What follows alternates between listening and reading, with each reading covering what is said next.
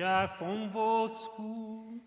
Ele está no meio de nós. Proclamação do Evangelho de Jesus Cristo, segundo Mateus.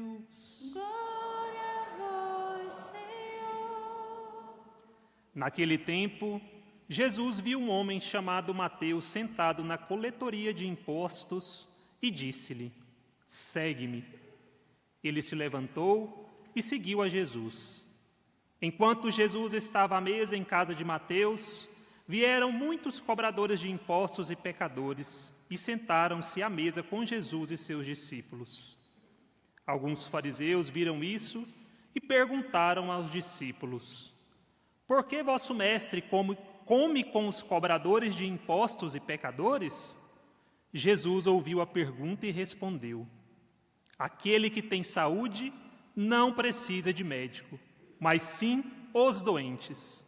Aprendei, pois, o que significa: quero misericórdia e não sacrifício. De fato, eu não vim para chamar os justos, mas os pecadores. Palavra da salvação. Glória a vós, Senhor. Dai graças ao Senhor, porque Ele é bom. Cante isso. Dai graças ao Senhor, porque Ele é bom. Dai graças ao Senhor, porque Ele é bom. Dai graças ao Senhor, porque Ele é bom. Só você agora. Dá graças ao Senhor porque Ele é bom. Força. Coragem. Dá graças.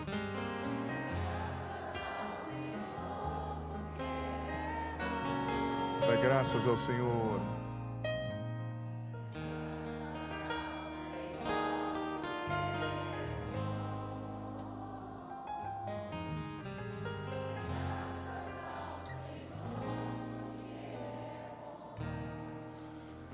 Querido filho, querida filha, você aqui, você em casa. De Deus a gente sempre pode esperar coisas boas, sempre. E como eu disse, quando a gente se decide a buscar a Deus, a ir ao encontro de Deus, a gente encontra o que a gente está procurando. E muitas vezes a gente encontra o que a gente nem sabia que procurava, porque tem disso também. Quantas vezes nós estamos com um problema e achamos que aquele problema é o problema máximo da nossa vida, e nós vamos a Deus e Ele nos dá soluções para coisas que nem nós imaginávamos, que nós precisávamos de ajuda, de solução. Então buscar a Deus é essencial, sobretudo quando a gente lida com uma situação complexa, uma situação difícil, como a ansiedade, não é? Todos nós de alguma forma sofremos com a ansiedade. Todos nós de alguma forma não temos a segurança do amanhã. Todos nós de alguma forma, hoje em dia, estamos sobrecarregados por tantas informações, tantas exigências, tantas coisas, né? Eu lembro que tem um filósofo que eu gosto muito de acompanhar, que ele dizia que a ignorância é uma bênção, né? Porque antigamente a gente não sabia de tanta informação que a gente sabe hoje, né? A gente tem tanto acesso a tanta informação, mas ter acesso à informação não significa ter acesso à sabedoria. Informação é um amontoado de conhecimentos, o que é importante. Mas sabedoria é saber viver bem a partir do que você aprendeu, é saber administrar a sua vida, é saber administrar, tirar os excessos, se equilibrar, não é? Buscar ajuda quando necessário, fechar as portas que precisam ser fechadas, abrir as portas que precisam ser abertas. Isso é sabedoria. E o entendimento, o conhecimento, ele é importante. A informação é importante. Mas só a informação não é o que é de fato relevante para a gente ser feliz, para a gente superar as nossas dificuldades. A gente precisa de sabedoria. E só em Deus a gente alcança a sabedoria, só a partir da palavra de Deus, de ouvir de fato a Deus, o nosso coração se torna mais sábio, se torna mais preparado, sabe, para entender o que Deus espera de nós. Mas enfim, antes de eu começar a falar sobre a ansiedade, o tema do acampamento em si, eu quero pedir para você, quero partilhar com você, melhor dizendo, um pouquinho sobre o evangelho de hoje. Quem é a figura central no evangelho de hoje? Como é o nome dele? Mateus. O que quer dizer Mateus? Você sabe o que quer dizer a palavra Mateus? Ou Levi, que é também um dos nomes, o nome dele, tradução primária era Levi. Sabe o que quer dizer? Mateus, dom de Deus. Mateus tinha sido criado, obviamente, para ser um dom de Deus. Assim como você e eu fomos criados para sermos dons de Deus, uma bênção onde a gente está. Deus te criou para ser uma bênção, para ser luz na vida de muita gente. Só que Mateus, infelizmente, por causa da sua condição de pecado, veja bem, Mateus vivia em um estado de pecado. Ele era um cobrador de impostos, ele trabalhava para o governo de Roma, para explorar o seu próprio povo. Ele não era mais uma bênção, pelo contrário, ele não vivia como um dom de Deus. Ele era um ladrão egoísta, que trabalhava para os romanos, que explorava o seu próprio povo, que roubava, além dos impostos que já eram altíssimos. Tinha uma boa condição de vida porque ele roubava. Ele não estava sendo o que ele tinha sido feito para ser.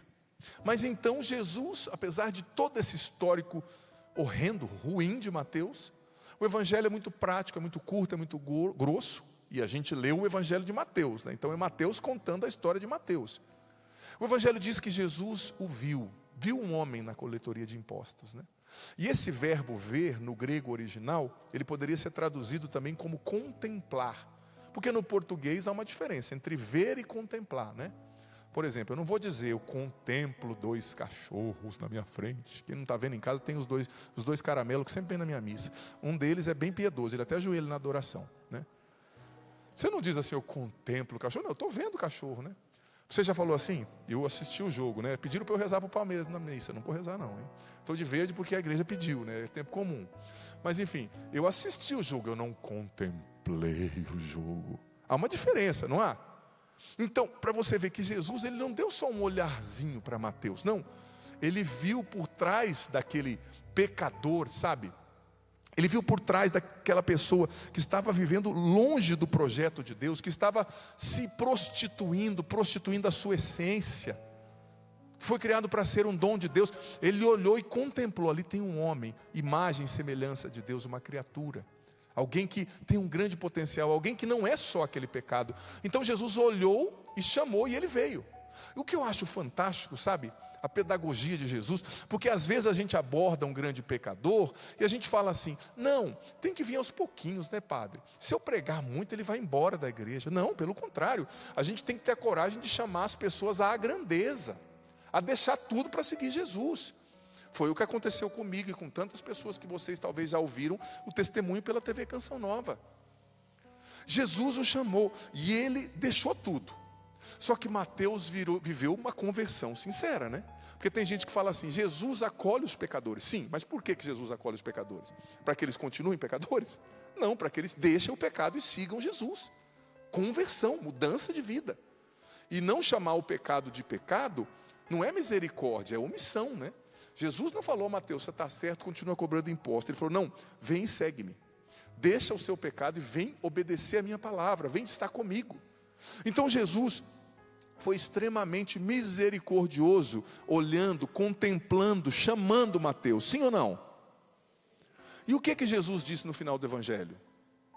Vocês todos os ouvintes aqui, atentíssimos, olha para quem está do seu lado, olha a cara de atento dessa pessoa.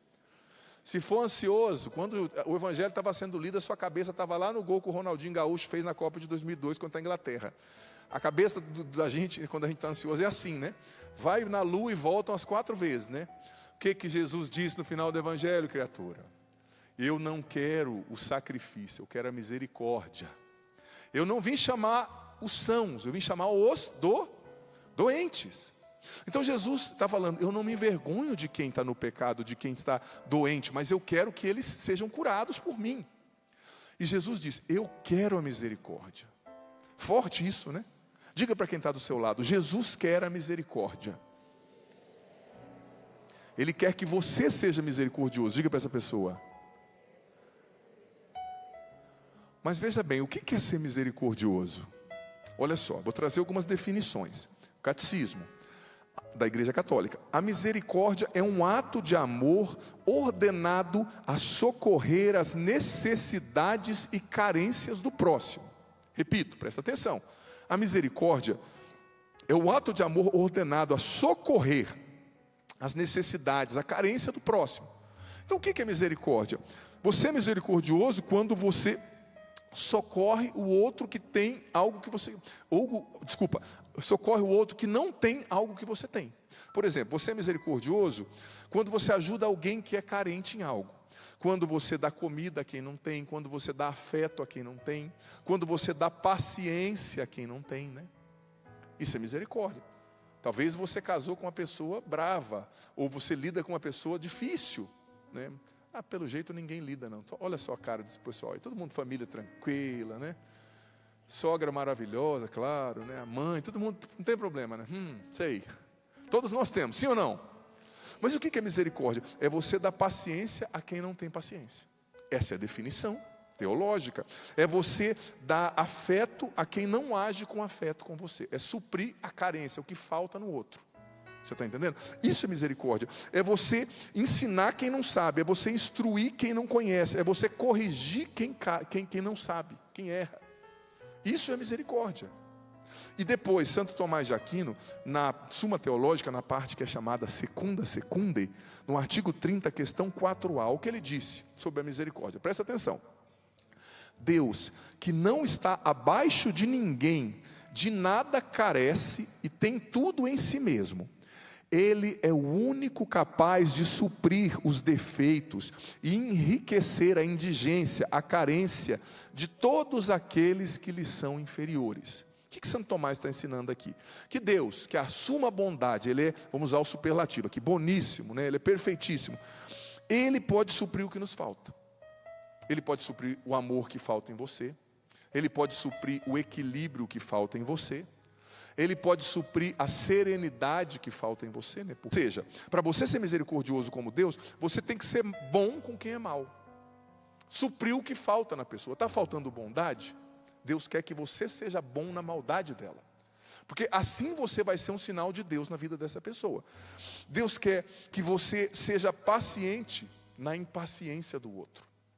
É claro, é heroísmo, é santidade, é luta. É ser como Jesus. Deus quer que nós sejamos motivos de alegria no coração, na vida daqueles que são tristes. Deus quer que nós ensinemos aqueles que não sabem, corrijamos os que estão no erro e assim sucessivamente. Ser misericordioso é ser o que falta no outro. Falta bondade, seja bom para ele. Falta paz, seja a paz que ele precisa. E repito o que eu falava antigamente, Deus nos chama a ser como ele, mas ele é tudo isso para nós. Ele é tudo que te falta. É tudo que me falta. E o interessante que às vezes, pega um pouco de água para mim, às vezes a gente pensa assim, eu tenho que me converter para abandonar o pecado, para abandonar a impureza, para abandonar... Claro, óbvio, esse é o primeiro degrau da conversão, é a primeira morada, né, que Santa Teresa d'Ávila falava no castelo interior. É você abandonar, o pecado mortal e deixar de ser inimigo de Deus.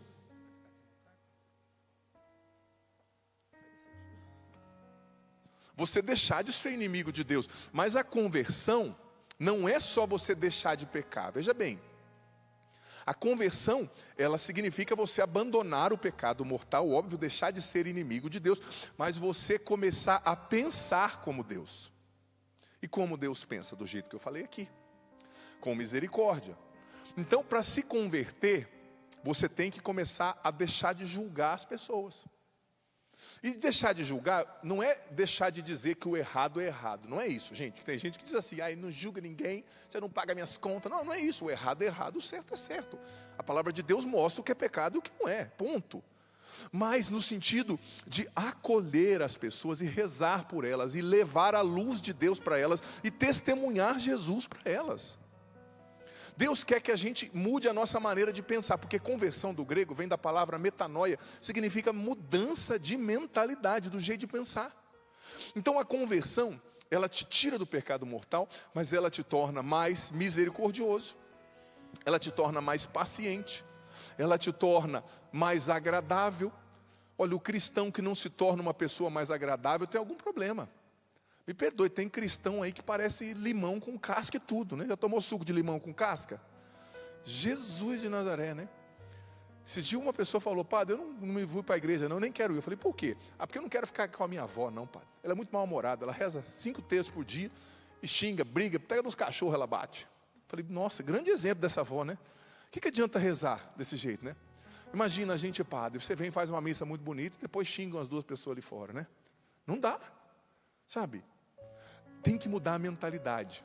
Mudar a mentalidade e pensar como Deus. Agora, veja bem, a conversão, presta atenção, eu já escrevi 3 livros sobre ansiedade, e eu bato muito nessa tecla. A conversão, ela significa pensar como Deus, ela significa abandonar o pecado, ela significa ser mais misericordioso, misericordiosa, mas ela também significa assumir um novo jeito de pensar com relação aos nossos problemas e preocupações do dia a dia. A conversão, ela afeta também a ansiedade, você sabia disso? Porque o que é conversão, segundo Santa Teresinha do Menino Jesus?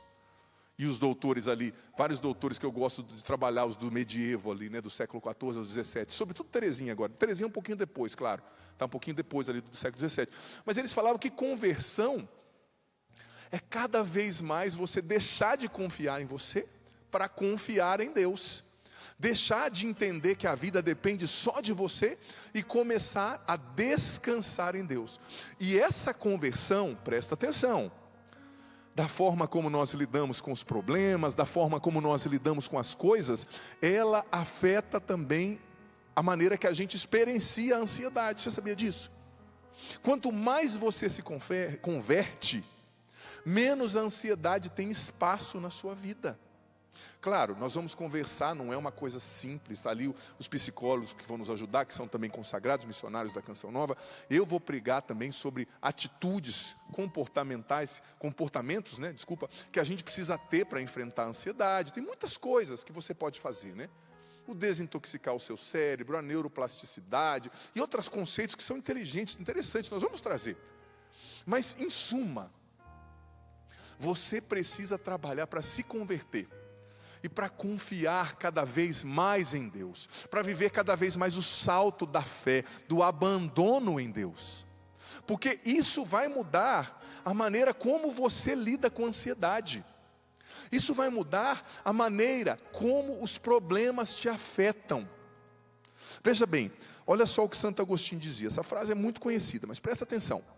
Santo Agostinho, nessa frase que está no livro As Confissões, ele descreveu algo muito importante, que tem a ver com a minha vida e com a sua. Olha só, inquieto está o nosso coração, e ele não encontrará paz, enquanto ele não repousar em vós, Senhor. Inquieto está o nosso coração.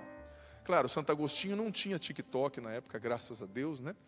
Não tinha esses outros estímulos que a gente tem, né? Ele não passava a tarde inteira de domingo assistindo Netflix, igual alguns aqui, né? Cara de pau. Olha para quem está do celular. Tem cara de quem assiste muito a série ou não? Fiquei em casa descansando. Fiquei 12 horas assistindo série. Meu amigo, você está acelerando o seu cérebro de uma maneira, né? Eu vou falar sobre isso depois, né? Vou falar no domingo sobre a importância de contemplar mais e visualizar menos, né? Nós fomos criados num jardim, não fomos criados numa lan house, não fomos criados num lugar cheio de celulares. Fomos criados contemplando a criação, a natureza. Mas enfim, não é o assunto de agora. Mas Santo Agostinho reconheceu, inquieto está o nosso coração. E essa inquietude, veja bem, é uma inquietude que eu não estou falando agora de porque você viu muito celular, ou porque você tem muito problema na vida, ou porque você tem conta para pagar, ou porque o seu patrão é muito ruim. Não, essa inquietação, gente, é uma inquietação teológica. Desde o pecado original de Adão e Eva, inquieto está o nosso coração. Desde o pecado original de Adão e Eva, ansioso, dividido está o nosso coração. A palavra ansiedade do grego antigo que está na Bíblia é a palavra perispató, né? Que poderia ser traduzida como dividido, distraído, ansioso, é uma divisão.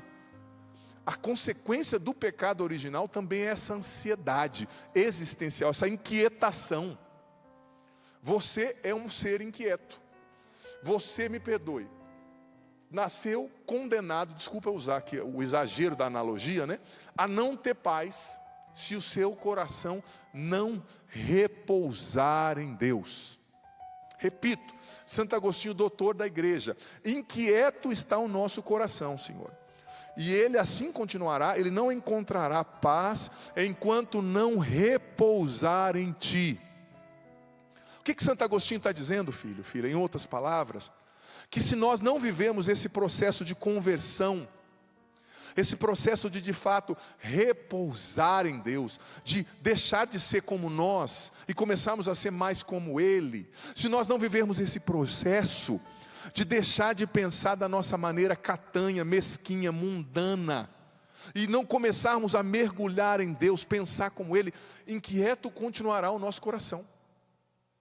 E mais uma vez eu digo, nós vamos trabalhar muitos conceitos interessantes do ponto de vista da psicologia, do ponto de vista da neurociência, tenha certeza, muita coisa legal.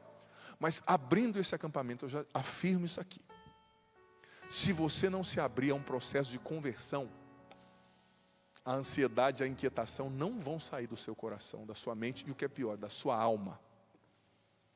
Você nasceu ferido, nós precisamos de Cristo, Ele é o nosso remédio.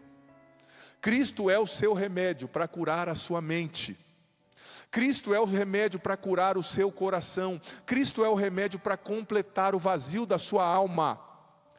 Talvez você é casado, casada e se sente infeliz, vazia, carente. Por quê? Porque só Ele pode preencher alguns espaços dentro de você. E olha só, o que tem a ver essa conversão com vencer a ansiedade? Repito, outro doutor da igreja ali do medievo, que eu gosto muito, São Francisco de Sales, olha o que ele disse: da confiança em Deus nasce nos santos aquela inalterável tranquilidade, aquela inalterável paz que os fez sempre alegres e sossegados, até mesmo no meio das maiores contrariedades. Presta atenção, o que o doutor da igreja está falando, eu vou repetir: da confiança em Deus. O que é essa confiança? Essa confiança nasce da conversão, nasce desse processo de eu repousar, de eu mergulhar, de eu entender que é mais sobre Ele, menos sobre mim, que a minha vida está nas mãos dEle. A conversão gera essa confiança, esse salto, esse abandono em Deus, esse abandono da minha vida. E dessa confiança, diz São Francisco de Sales, doutor da igreja, nasce nos santos, nos homens e mulheres de Deus, aquela inalterável tranquilidade que os fez sempre alegres e sossegados, até mesmo no meio das contrariedades. Gente, um santo é maravilhoso. Um santo, ele está no meio do tiroteio e ele está assim, ó, calmo, porque nasceu dessa confiança que veio da conversão. Eu fui o ano passado, fui conduzir uma peregrinação maravilhosa, inclusive convido você para peregrinar comigo quando quiser, com a obra de Maria. Fui para uma peregrinação que passou pela Itália e a Polônia. Sou muito devoto de São João Paulo II, de Santa Faustina, né?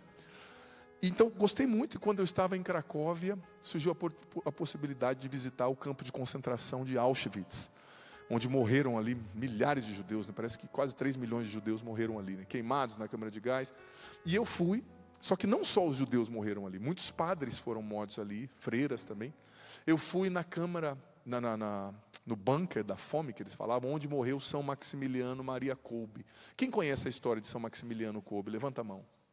Você que não conhece, procura conhecer depois. Que história fantástica.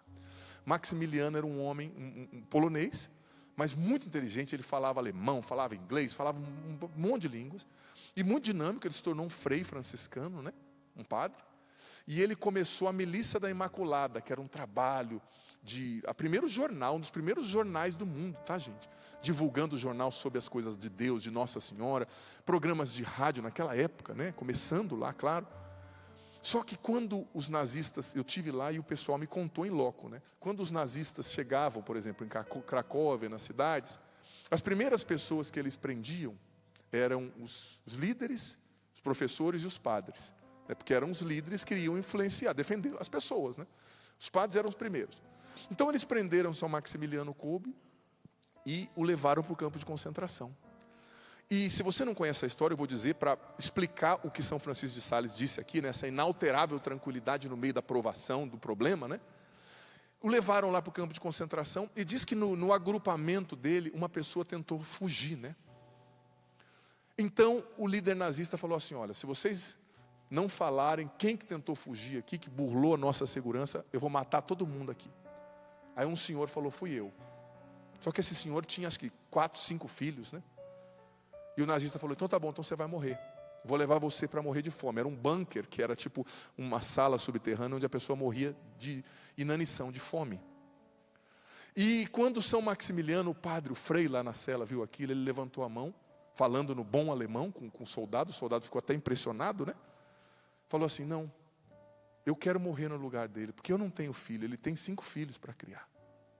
E São Maximiliano foi enviado para o bunker da fome. Se eu não me engano, o guia foi explicando, né, gente, mas é tanta informação, se eu errar um dado ou outro histórico, peço perdão, mas se eu não me engano, parece que tinham acho que 8 pessoas, 8 homens naquele bunker. E quando a pessoa que vai morrendo de fome, no final ele fica doido, né? Não quer comer a carne do outro, aquele desespero, imagina, num lugar sem luz. E diz que São Maximiliano foi o último a morrer.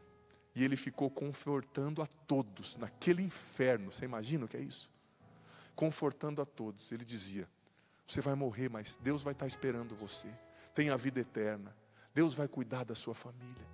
E depois que morreram todos, e ele com aquela inalterável tranquilidade, numa situação dessa, você tem noção o que é uma situação dessa, gente?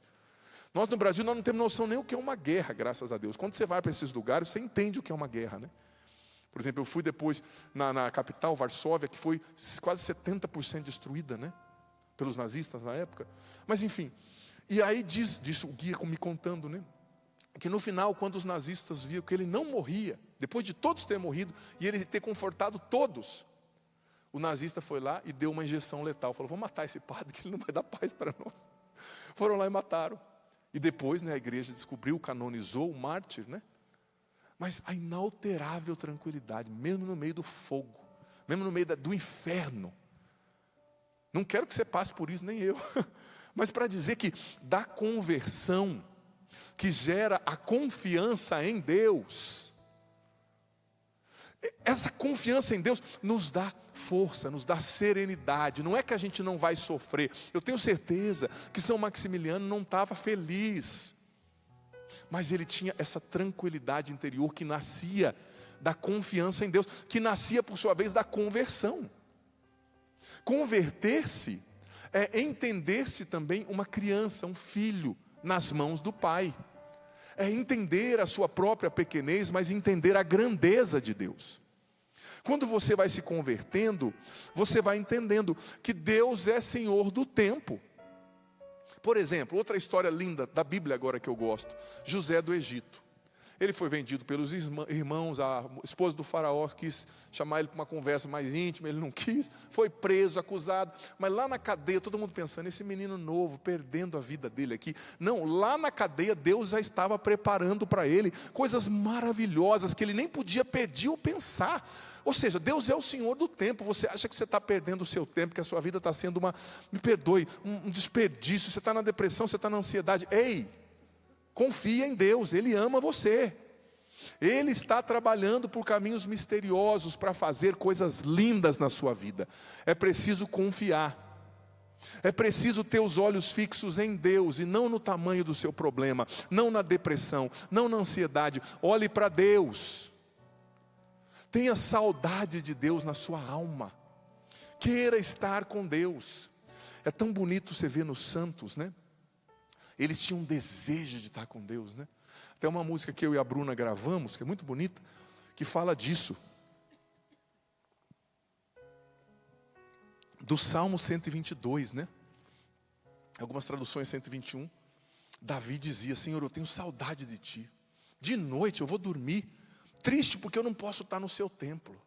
E de madrugada eu acordo, quando que vai abrir o templo para eu poder ir lá adorar? Você vê aquela sede, aquela ansiedade positiva de querer estar com Deus, de querer adorar. Por quê? Porque meu coração vai estar inquieto se eu não estiver repousando nele, se eu não estiver orando, se eu não subir o monte para estar com ele, né? Ao topo do monte eu quero subir para tocar a sua glória. Ou seja, eu preciso querer estar com Deus, porque nele está tudo que me falta, nele está tudo que eu preciso, nele repousa o meu coração. Então saia desse acampamento, ou melhor, entre nesse acampamento com o desejo de colocar Deus no centro da sua vida, com o desejo de buscar Deus, porque se Deus não estiver no centro da sua vida, a sua vida sempre vai estar bagunçada, sempre. Se Deus não estiver no centro da sua vida, sempre vai faltar água, faltar algo, né? Não água, e sempre você vai meter o pé pelas mãos, porque Ele é o que te falta. Só nele o seu coração encontra paz. Tenha saudade, tenha desejo. Vamos ficar em pé? Fique em pé, que tem uns já estão ficando com cara de sono. Nesse momento é perigoso. Cadeiras à parte. Queira buscar Deus, queira se encontrar com Deus nessa noite, queira subir o monte, queira fazer a sua experiência com Jesus já nessa missa, você aqui, você em casa, porque dele, da confiança, da experiência com ele, vai nascer no teu coração essa força que nasceu no coração de São Maximiliano Kolbe, que nasceu no coração de José do Egito, e essa sede dele que Davi tinha saudade de Deus. Essa sede dele vai encher o teu coração dessa quietude que dizia Santo Agostinho, dessa paz. Repita, compadre: tenho saudade de ti, Deus. Mais forte: tenho saudade de ti, Deus. Tenho saudade de ti, Deus. Como eu quero estar na tua casa. Como eu quero estar em tua casa. Tenho saudade de ti, Senhor. Tenho saudade de ti, Senhor. Como eu quero estar na tua presença. Como quero estar em sua presença. Ao topo do monte. Ao topo do monte. Eu quero subir. Eu quero subir. E a tua glória. E a tua glória. Eu quero tocar. Eu quero tocar. Porque só tu és santo. Porque só tu és santo. Só tu és santo. Só tu és Só santo. tu és santo. Só tu és santo. Levanta os seus braços. Você que sabe, você vai cantar. Você que não sabe, vai ouvir, depois vai cantar com a gente. Essa canção é uma oração. A gente proclama que Ele é o que nos falta. Tenho saudade de ti. Tenho saudade de ti. Como eu quero estar em tua casa. Tenho saudade de ti. Tenho saudade de ti. Como quero estar em sua presença. Como eu quero estar em tua presença. Tenho saudade de ti. Tenho saudade de ti. Tenho saudade de ti. Como eu quero. Como eu quero estar em tua casa. Tenho saudade. Tenho saudade de ti. Cante isso. Tenho saudade de ti. Como eu quero estar em tua presença. Ao topo do monte. Ao topo do monte eu quero subir, e a tua glória eu vou tocar. Ao topo do monte eu quero subir, e a sua glória eu vou tocar. Teu fogo santo eu quero receber, e o teu fogo santo quero receber, e com tua unção não vou me perder. Só tu és santo, santo, santo. Só tu és santo, santo, santo. E o teu fogo santo quero receber, e com tua unção não vou me perder. Só tu és santo, santo, santo. Só tu és santo, santo, santo. Levante seus braços agora e diga: Senhor, eu quero ter uma experiência contigo nessa noite. Eu quero ter uma experiência contigo nesta noite. Jesus, eu quero te sentir. Eu quero te sentir. Eu quero ser batizado no Eu Espírito quero ser Santo. batizada no Espírito Santo. Vem curar o meu coração. Vem curar meu coração. Minha falta de confiança em Ti. Minha falta de confiança em Minha Ti. falta de abandono. Minha falta de abandono. Converte-me, Jesus. Converte-me, Jesus. Muda a minha mentalidade. Muda a minha mentalidade. A minha forma de A pensar. minha forma de pensar. Para que eu ame o que o Senhor ama. Para que eu ame aquilo que o Senhor ama. Para que eu odeie o que o Senhor odeia. Para que eu odeie aquilo que o Senhor odeia. O mal, O mal, o pecado. o pecado. Derrama sobre mim Derrama sobre mim o Teu Espírito o Santo, Teu Espírito Santo, me dando essa confiança, me dando essa confiança, esse abandono, esse abandono que me ajuda a vencer a que ansiedade. me ajuda a vencer a ansiedade. Batiza-me, Senhor, Batiza-me, Senhor, no poder do Teu no Espírito, poder do Teu Espírito, curando a minha alma, curando a minha alma, curando o meu coração. curando o meu coração. Dai-me uma profunda sede de Ti. Uma profunda sede de Ti. Assim como Davi, Assim como Davi, eu quero ter saudade de eu Ti. quero ter saudade de Ti. Eu quero subir o monte. Eu quero subir o monte. Eu quero Te Eu encontrar. quero te encontrar. Receber o Teu fogo. Receber o Teu fogo. Ser curado na minha ser alma. curado na minha alma. Eu só vou encontrar Eu paz. só vou encontrar paz. A minha alma só vai repousar A minha alma só vai repousar. se for em Ti. Se for em Ti. Eu quero, Jesus, Eu quero, Jesus, te sentir nessa noite. Tenho saudade de Ti. Quero ouvir você. Tenho saudade de Ti. Como eu quero estar na Tua casa. Como eu quero estar em Tua casa. Solta a Tenho voz. saudade de Ti. Tenho saudade de Ti. Tenho saudade de Ti. Como quero estar em Sua presença. Como eu quero estar em Tua presença. Ao topo do monte eu quero subir. Ao topo do monte Eu quero subir. eu quero subir. E a Tua glória. E a Tua glória eu vou tocar. Ao topo do monte. Ao topo do monte eu quero subir. E a Tua glória eu vou tocar. E o Teu fogo santo quero receber. E com Tua unção, e com Tua unção, não vou me perder. Só Tu és santo. Só Tu és santo, santo, santo. Só Tu és santo, santo, santo. E o Teu fogo santo quero receber. E com Tua unção, não vou me perder. Só Tu és santo. Só Tu és santo, santo, santo. Só Tu és santo, santo, santo. Levante seus braços e diga isso. Só Tu és santo, santo, santo. Só Tu és santo, santo. Vai cantando isso. Só Tu és santo. Só Tu és santo, santo, santo. Só Tu és santo, santo, santo. Só Tu és. Mais forte, canta para Jesus, canta para Jesus, proclama isso. Só Tu és, proclama que Ele é santo.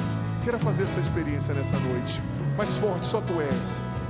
Levante seus braços, mais forte que você puder, e cante para Jesus. Nós estamos aqui para Te adorar, Senhor, para proclamar Tua santidade. Tu és Rei, Tu és Deus, Tu és Mestre, Senhor. Vai cantando, Tu és santo. Só o Senhor é santo, Jesus. A nossa alma só vai repousar se estiver em Ti. Nós estamos inquietos, Senhor. Nós precisamos, Senhor. Nós proclamamos a Tua santidade. O Senhor é o que nos falta. O Senhor é o que nós precisamos, Senhor. Só Tu és santo, santo, santo. Só Só tu és santo, santo, santo. Só tu és santo, santo, bem suave. Só tu és santo, santo. Te adoramos, Senhor. Obrigado pelo que o Senhor já começa a fazer nessa primeira noite, nessa primeira missa do nosso evento. Glória ao Pai, ao Filho e ao Espírito Santo. Como era no princípio, agora e sempre. Amém. Uma salva de palmas àquele que é santo, mais forte. Ele é o nosso Rei, nele a nossa alma, nossa mente e nosso coração encontram repouso. Amém?